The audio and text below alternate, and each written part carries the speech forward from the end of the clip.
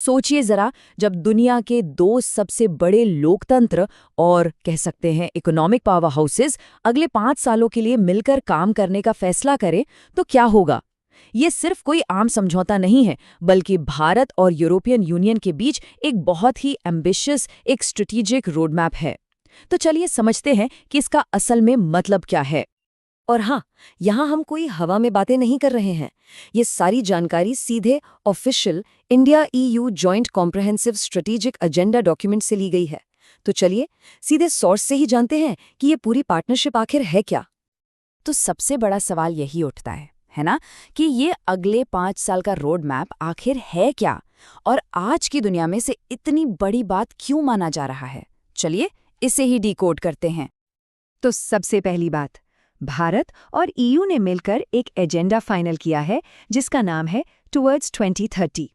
अब इसे सिर्फ एक और सरकारी दस्तावेज मत समझिए, ये एक साझा भविष्य की तरफ बढ़ाया गया एक बहुत ही सोचा समझा कदम है। इसे ऑफिशियल बनाया गया था 16th इंडिया ईयू समिट में। और देखिए, जब टॉप लीडर्स खुद इसमें शामिल होते हैं तो आप समझ सकते हैं कि मामला कितना सीरियस है। ये कोई आम मीटिंग नहीं थी, ये एक स्टेटमेंट था। तो इसका मकसद क्या है? सीधे शब्दों में कहें तो जो मौजूदा पार्टनरशिप है उसे और भी ज्यादा मजबूत बनाना। मतलब ये सिर्फ मीटिंग्स करने के बारे में नहीं है। इसका असली फोकस है कॉन्क्रीट रिजल्ट्स देना, ऐसे नतीजे जो दोनों तरफ फायदा पहुंचाएं, खासकर आज की इस कॉम्प्लेक्स दुनिया में। तो सवाल ये है कि इतने बड़े प्लान को लागू कैसे किया जाएगा। ये पूरा का पूरा ढांचा 5 की पिलर्स यानी 5 मुख्य स्तंभों पर टिका हुआ है। यही इस पूरी पार्टनरशिप की नींव है। चलिए एक नज़र डालते हैं कि ये हैं क्या। जी हाँ, 5। और ये नंबर अपने आप में बहुत कुछ कहता है। इससे पता चलता है कि ये सोच कितनी कॉम्प्रिहेंसिव और दूर तक जाने वाली है। तो ये हैं वो 5 पिलर्स। पहला, प्रॉस्पेरिटी और सस्टेनेबिलिटी, मतलब आर्थिक तरक्की। दूसरा, टेक्नोलॉजी और इनोवेशन, यानी भविष्य को बनाना। तीसरा है सिक्योरिटी और डिफेंस, जो आज की दुनिया में बहुत जरूरी है। चौथा, कनेक्टिविटी और ग्लोबल चैलेंजेस, जैसे क्लाइमेट चेंज जैसी बड़ी मुश्किलों से निपटना। और पांचवा, इनेबलर्स, जिसमें स्किल्स और मोबिलिटी जैसी चीजें आती हैं, जो लोगों को जोड़ती हैं। मतलब जैसा कि साफ है, इसमें लगभग हर जरूरी एरिया कवर हो जाता है। तो इन 5 पिलर्स की बड़ी तस्वीर तो हमने देख ली। अब थोड़ा और डीप में जाते हैं और एक्शन पर फोकस करते हैं। हम 2 सबसे जरूरी एरियाज पर जूम इन करेंगे, ट्रेड और टेक्नोलॉजी, और देखेंगे कि ये हाई लेवल स्ट्रैटेजी असल में जमीन पर कैसे उतर रही है। अच्छा, इसमें कोई हैरानी की बात नहीं है कि किसी भी बड़ी इकोनॉमिक पार्टनरशिप का दिल होता है ट्रेड, इन्वेस्टमेंट और इकोनॉमिक कॉपरेशन। और भारत ईयू के रिश्ते में ये बात बिल्कुल 100% सच है। इस एरिया में कुछ बहुत बड़े कदम उठाए जा रहे हैं। सबसे बड़ा है फ्री ट्रेड एग्रीमेंट यानी एफटीए, जिससे सामान खरीदना बेचना बहुत आसान हो जाएगा। इसके अलावा इन्वेस्टमेंट को प्रोटेक्ट करने और एक और चीज जिसे ज्योग्राफिकल इंडिकेशंस कहते हैं, उस पर भी काम चल रहा है। तो सवाल ये है कि ये ज्योग्राफिकल इंडिकेशंस आखिर होता क्या है?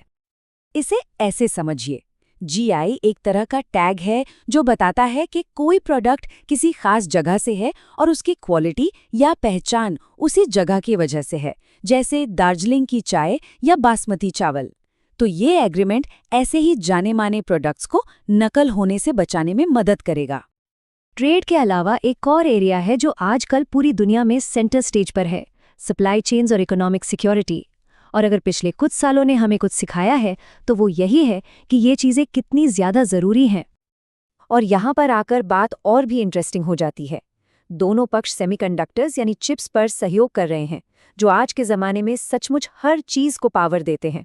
और ये सिर्फ चिप्स तक ही सीमित नहीं है। इसमें दवाओं के लिए ज़रूरी सामान यानी एपीआईज और दूसरे क्रिटिकल मिनरल्स के लिए सिक्योर सप्लाई चेन बनाना भी शामिल है। ये है असली स्ट्रेटेजिक प्लानिंग। अब इन सारी कोशिशों को एक साथ लाने के लिए एक ट्रेड एंड टेक्नोलॉजी काउंसिल यानी टीटीसी बनाई गई है।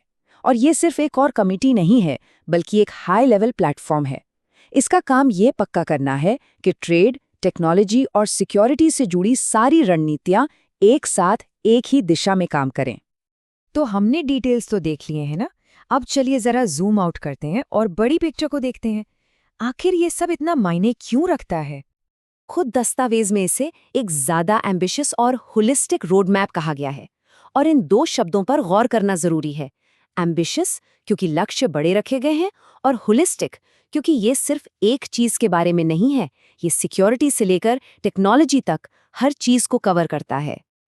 और आखिर में इन सब का निचोड़ यही है कि आज की इस कॉम्प्लेक्स और अक्सर अनिश्चित दुनिया में एक साफ दिशा दी जाए। और ये सिर्फ भारत या ईयू के लिए नहीं है, इसमें एक स्थिर नियमों पर आधारित ग्लोबल सिस्टम को मजबूत करने की भी क्षमता है। और ये सब हमें एक बहुत बड़े सवाल पर लाकर छोड़ देता है। जब दुनिया की दो सबसे बड़ी लोकतांत्रिक अर्थव्यवस्थाएं इस तरह एक साथ आती हैं, तो आने वाले दशक में ये एम्बिशियस पार्टनरशिप ग्लोबल ऑर्डर को किस तरह से बदल सकती है? ये एक ऐसा सवाल है जिस पर सोचना बनता है।